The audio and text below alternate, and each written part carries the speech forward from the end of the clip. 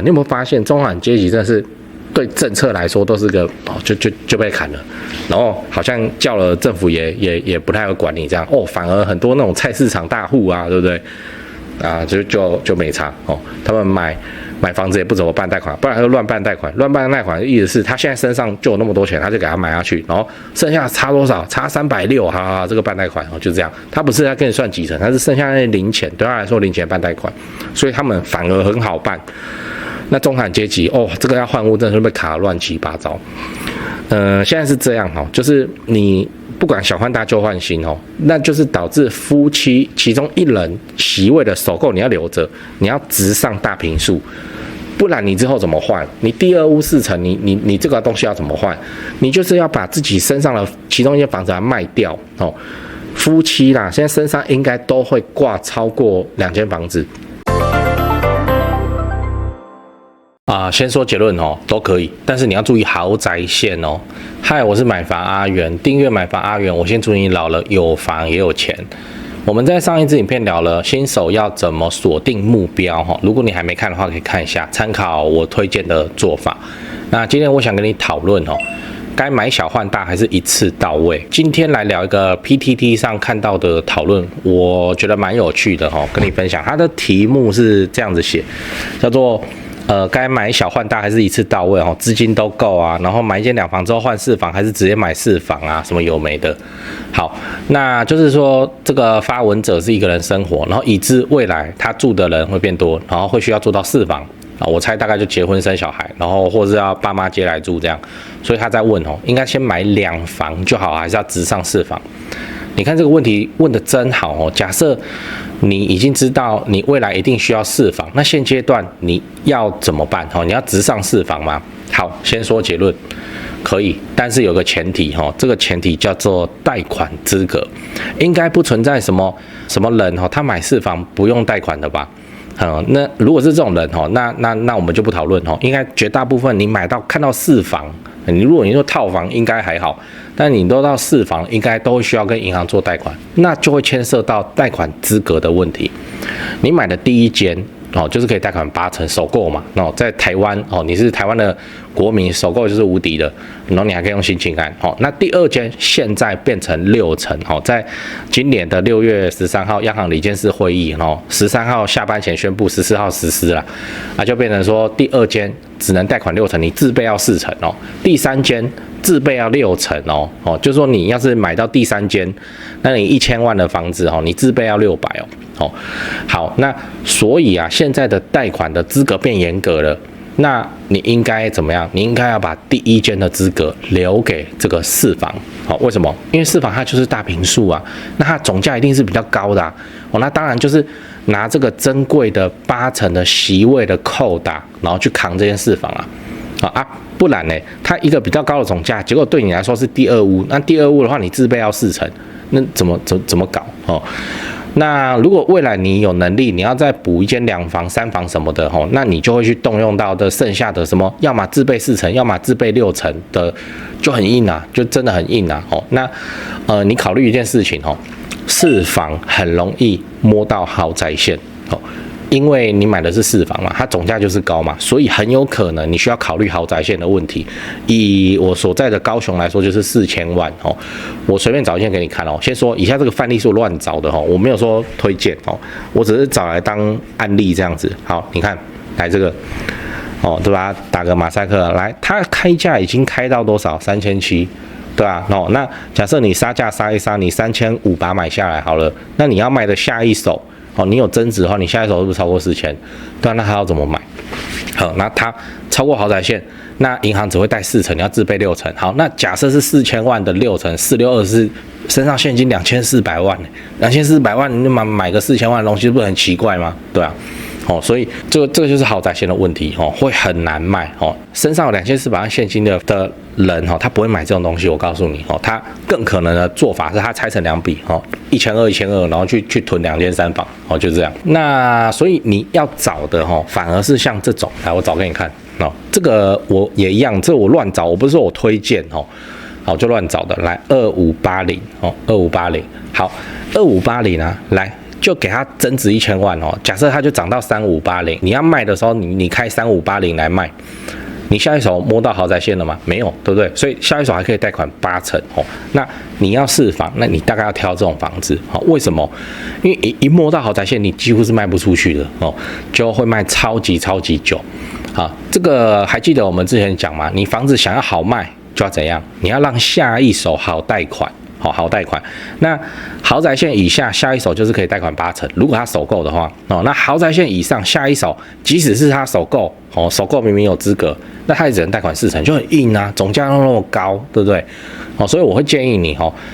要特别注意一下这个豪宅线的问题。如果你看到4房的话，哦，因为看起来这个是要自住的人嘛，那持有的时间应该会超过5年以上。这个5年呢，你放任利润自由奔跑，这个5年增值是很明显的呢。对啊，所以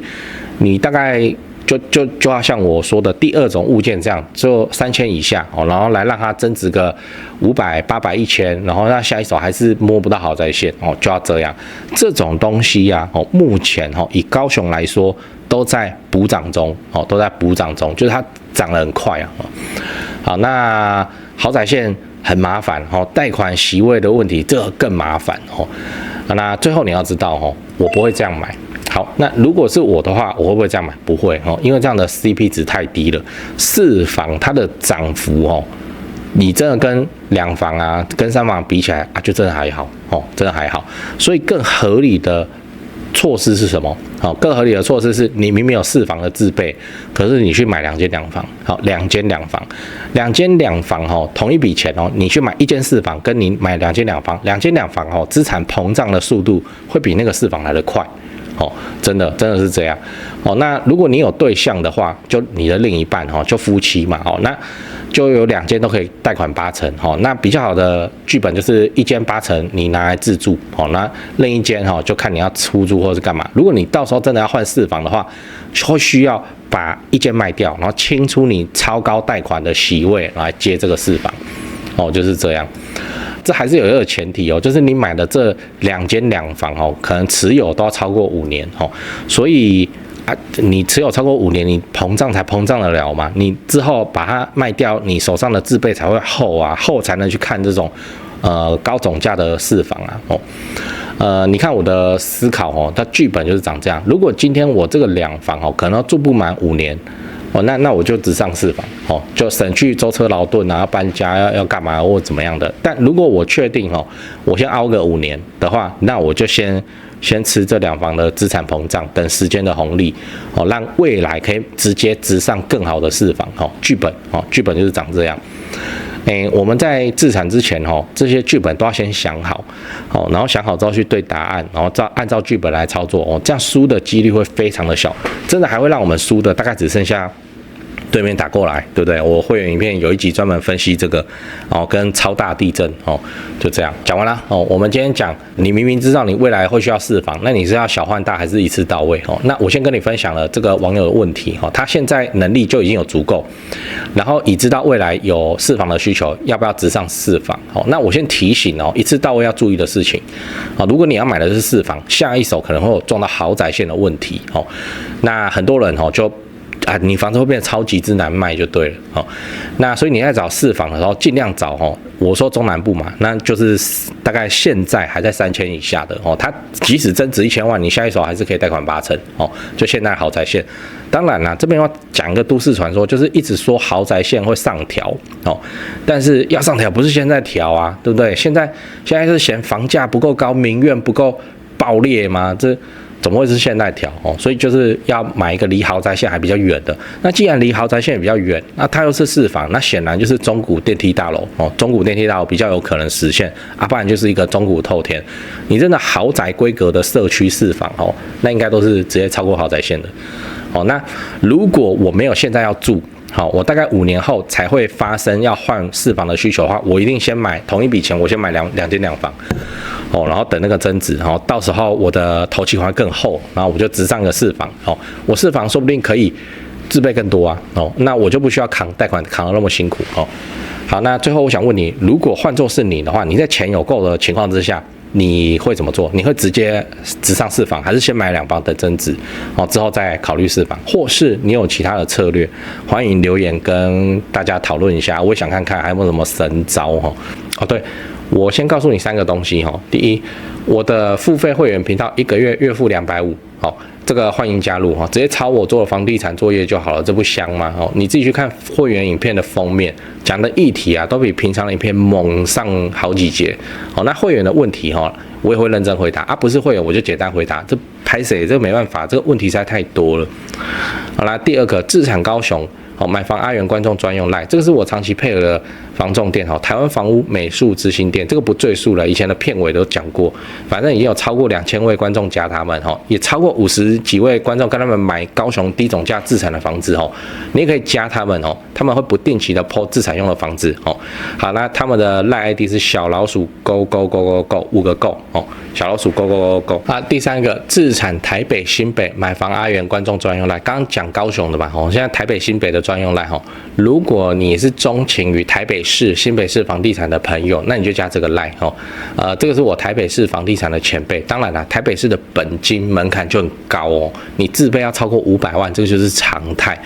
那你就自己加入以后跟助理去描述你的需求吧他的 LINE ID 是小老鼠掰台北BUYTAIPEI 小老鼠买台北这样。好，来讲八卦，就是这个政策我觉得真的很伤这个第2户自备要40%的这个政策，我觉得真的很伤，真的是打爆中产阶级，打爆换屋族。你一对夫妻好好的，然后小孩也生了，那你要换屋那现在政府官员他心里想的事情是什么？他心里想的事情是好，那你要换屋，你就要把旧的卖掉你就是身上不要给我挂多间房子就对了，不然一个夫妻要换屋，他们都是怎样？都是要小换大半旧换新嘛，不管怎么换，都有一个现象叫总价怎样，总价变高，结果他就卡了一个假设一对夫妻的话，那你80%已经用在现在的自住，那你要去扛下一间，那你很可能要用到另一半的第1屋的名额就是比方老婆，可是老婆又有收入的问题，那是不是老公要做保人财力证明或什么？所以不好搞啦，真的是不好搞。现在政策上就是要说大家就是买1间就好，然后你就自己住你都不要来给我炒房政府政策施政上目前的方向就是导向这样，可是架不住大家就知道房子会涨，所以这种事情就是怎样，就多多益善。那你现在卡个第2户自备40%，我说真的，这真的卡到非常多的换屋族政府所设想的是一对夫妻干干净净都没有房子都没有贷款中的房子，然后这个老公先去80%自住第1屋然后之后要换的话，你可以用老婆第2屋。可是现在不是啊，现在大家怎么玩？现在一堆中产阶级的夫妻，我先说，我讲的中产阶级夫妻就竹科的那个竹科夫妻是代表，反正你就算男生加女生年收300万这个就是政府所认证的中产阶级。好，那谁身上没有2间预售？对啊，那这样是不是卡来卡去卡到爆，就变成换屋很难换，真的很难换为什么？第2屋自备要40%，现在房子那么贵呢，然后都是小换大旧换新，总价都会变高，可能1000多要换到2000多。假设我们算个2500万好了，2500万自备40%要多少？这自备40%已经要1000万了呢，这很夸张呢。按1000万的现金，真的是这种政策真的是对中产阶级非常之不友善。你有没有发现，中产阶级真的是对政策来说都是个就被砍了，然后好像叫了政府也不太会管你这样反而很多那种菜市场大户啊，对不对就没差他们买房子也不怎么办贷款，不然他就乱办贷款的意思是他现在身上就有那么多钱，他就给他买下去，然后剩下差多少？差360，好，这个办贷款就这样。他不是要跟你算几成，他是剩下那些零钱，对他来说零钱办贷款，所以他们反而很好办。那中产阶级这个要换屋真的是被卡得乱七八糟。现在是这样就是你不管小换大旧换新那就是导致夫妻其中一人席位的首购你要留着，你要直上大坪数，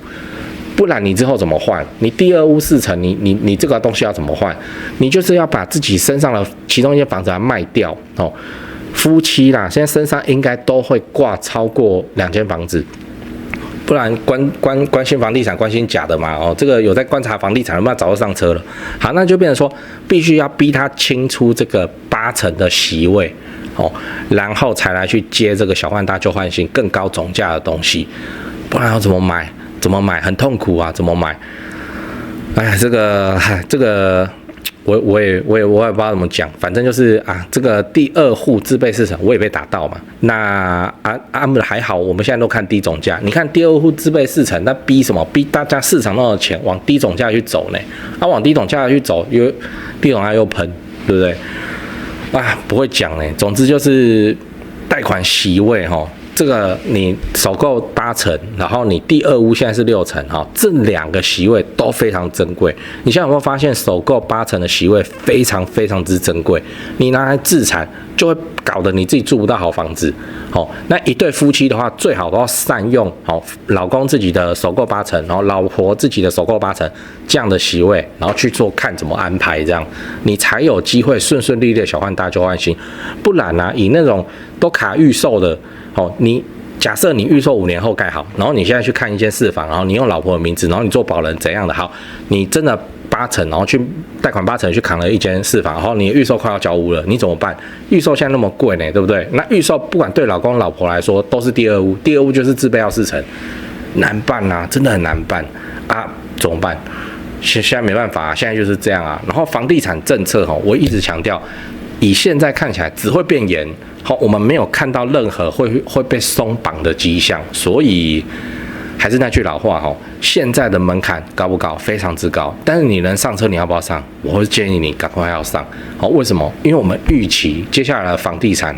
政策只会越来越严格而已。这个未来很近哦，像你看到这支影片应该8月嘛，9月19号，央行第3次理监事会议又要开了，到时候会出什么招不知道呢，很恐怖呢。我一直耳提面命讲这件事情因为为什么？因为那个破坏力太大了。